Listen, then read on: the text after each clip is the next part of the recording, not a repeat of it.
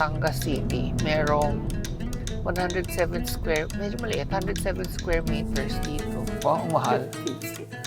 Overpriced. Mahal ang crudo. Tatry ko rin magbalot, pero hindi ko napakita sa inyo. Grabe yung init. Pawis na pawis ako. Kakaligo lang namin. Kami ngayon ay pupunta sa Jorge's. Yung binila namin ng cake nung birthday ko. Masarap daw yung kape doon according sa mga reviews. So, itry natin. Tsaka magpapalamig na rin kami. At doon kami mag-work. Ako mag-i-edit, si Mal mag-work.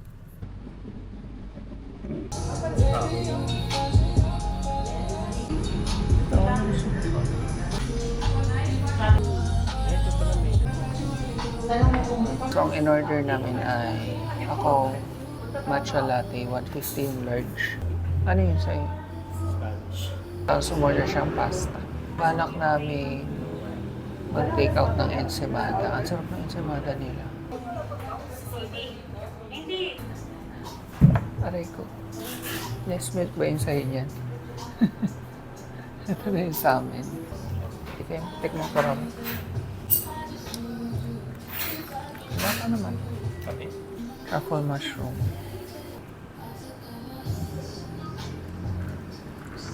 Good luck sa akin kung makatulog ako. Legit naman yung matcha.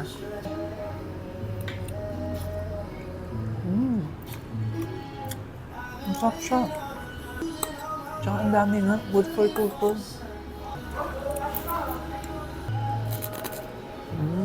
Top.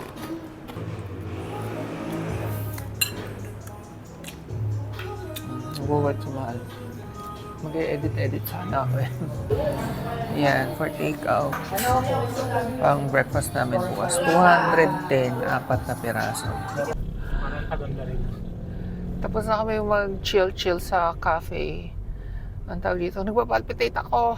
Tapang ng kape. Nararamdaman ko rin yung kape. Pero Hindi ko siya nalalasahan, pero napakatapang pala niya. Tapos may matcha pa yung akin. So good luck makatulog ako mamaya.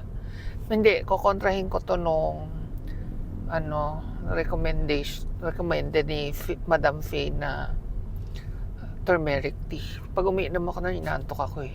Tsaka gumagaan yung pakiramdam ko. Kaya, ayun, pangontra ko yun dito.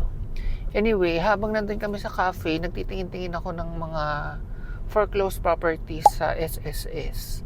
Pagtingin ko sa Batangas City, merong 107 square, medyo maliit, 107 square meters dito sa isang subdivision na ang mura lang.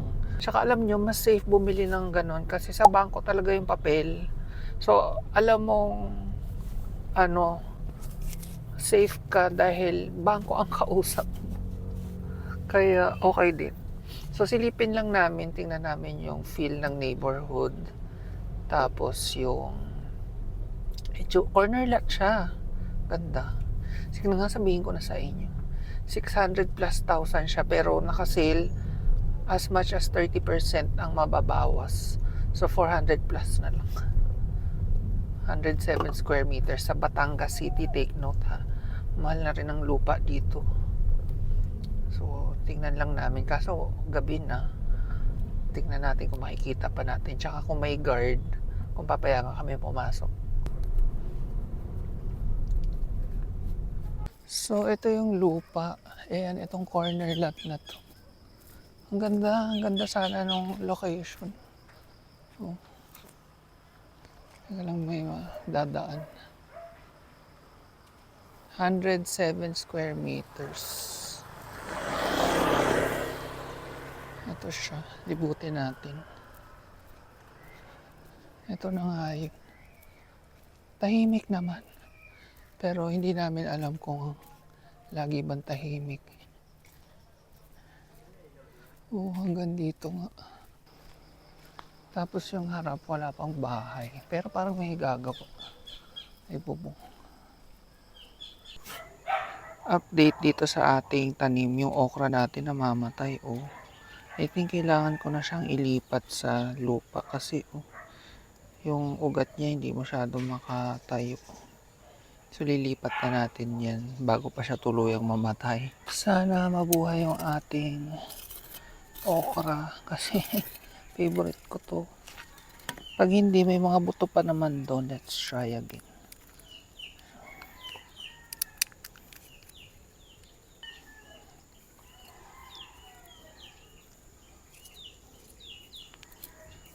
So, 6 yung naitanim ko. Ayan. Iligan natin konti lang. Ay, lumulubog. Sana mabuhay kayo. Update ko kayo kung mabubuhay sila. Dadali namin sa vet si Panther kasi papacheck namin siya dahil pabalik-balik yung LBM niya. Minsan buo, minsan tunaw. Then si Pretty magpapabakuna ng anti-rabies kung pwede na. Kasi last time hindi pa siya binakunahan dahil nagagamot siya for mange. Tatanong namin ngayon kung pwede na kasi summer na uso ang rabies, di ba? Pinapaihi lang ni Mahal doon. Napaliguan ko sila. So, mabango yung mga yan. Init, grabe. Pawis na ako. Ayan si Pretty. Ayaw daw umihi. Sige. Haharangan ko na lang dyan.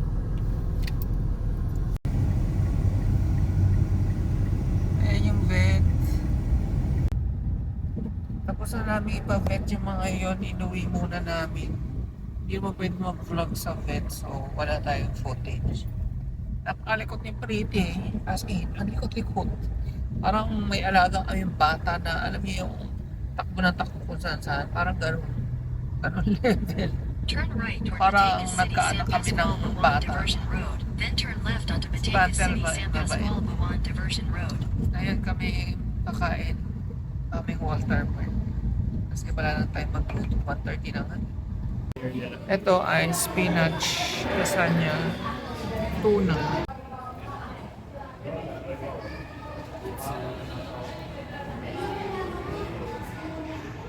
Mainit.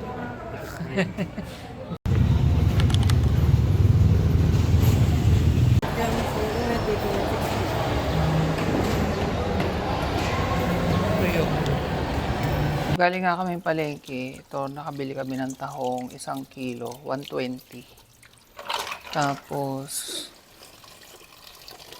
kamag-anak daw ng galunggong yan, 100 lang, 1 kilo. Buraw tawag sa amin. And then, tulingan, 180. Mura nito, 180. And bumili na kaming mga gulay, tsaka fruits, tsaka pang ice candy. Ang mura. Itong talong, 35 lang ang kilo. And then yung mais, 50 ang kilo. Yan, para meron din si Bailey. Ito, 70 ba ang kilo nito? Ang mura kasi nung bumili kami last time sa Talipapa, 100. Mura talaga sa palengke. And bumili din kaming labanus, pangsigang, carrots, patatas, sigarilyas, lalagay daw ni Mahal sa sotanghon to eh. Tapos, itlog pogo, itlog, 7 pesos tong ganito. And bumili pa kaming kangkong kasi yung kangkong namin ay maliliit pa. Nalanta na, ang init kasi.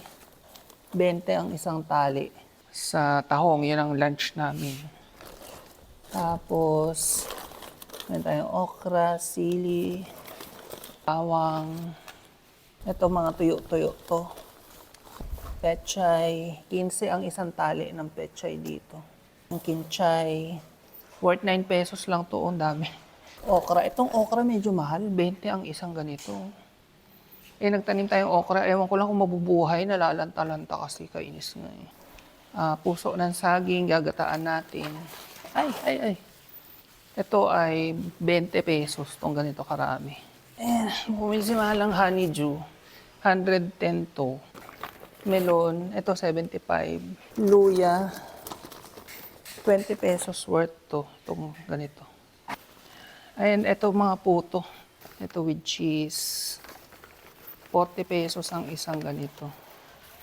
Ito yung may cheese saka itlog na maalat. Ito ang ating mangga. Yung hinog, papang ice candy namin. Yung hilaw, papapakin. Tapos bumili rin pala kami bigas ng mga babies. Sinandoming mura, 45 pesos per kilo. Para sa mga babies to. Sa amin kasi Jasmine. Yung jasmine niya yung 62, dati 60. So, tumaas ng 2. Ito yung sabi ko sa inyo tuyo. Ito ay 40 ang 1/4. Yung, ang tawag dito, tinapang galunggong ay 140 ata to. Ito ding dilis na ano, isang guhit ay 140. Ito yata ay 140 ang isang guhit. Mahal, no? Pero imagine niyo kasi yung dilis tinanggalan ng ulo tapos tinanggalan ng tinik and litit ng dilis. Tapos gagawa nga kami ng ng ice candy. Ito sa tindahan na namin to nabili. Yan. Tapos yung isang flavor mangga. Niluto ni Mahal yung binili namin tahong sa palengke. Ayan. Sarap. Ang ganda. Orange na orange. Yan ang aming ulam. Sarap, no? Ito yung kangkong. Ang sarap.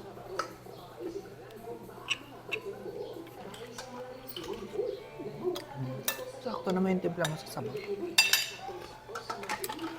Hindi na masyadong mainit. Hindi. Mainit naman yung rice. Okay lang.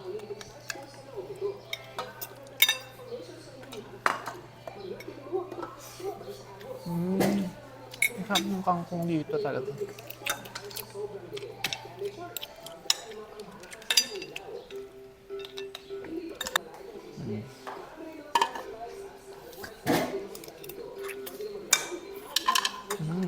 Sarap.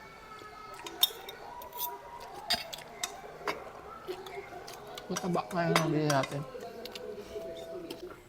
So, tapos na kaming mag-lunch. Ngayon naman gagawa kami ng ice candy para feeling ko gabi pa natin ito makakain kasi baka sa hapon hindi pa siya matigas. Let's see. Pero Milo flavor lang na muna para hindi masyadong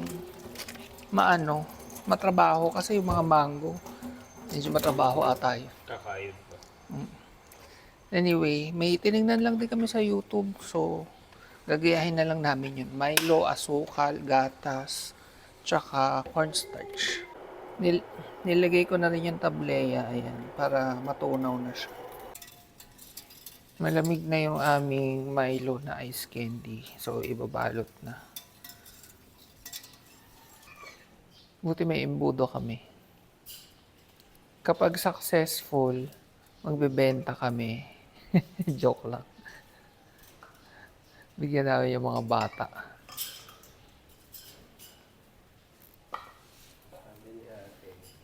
Nanonood ka? Paano?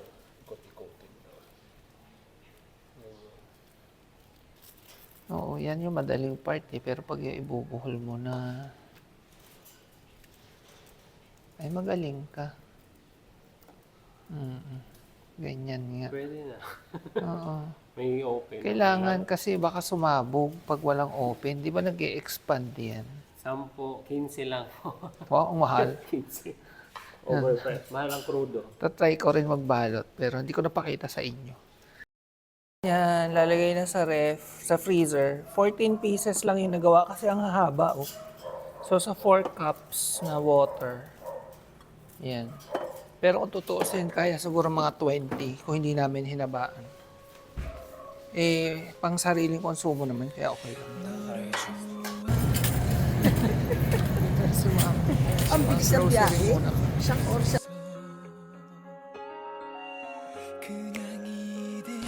Mangunguha si mama ng tae ng baka.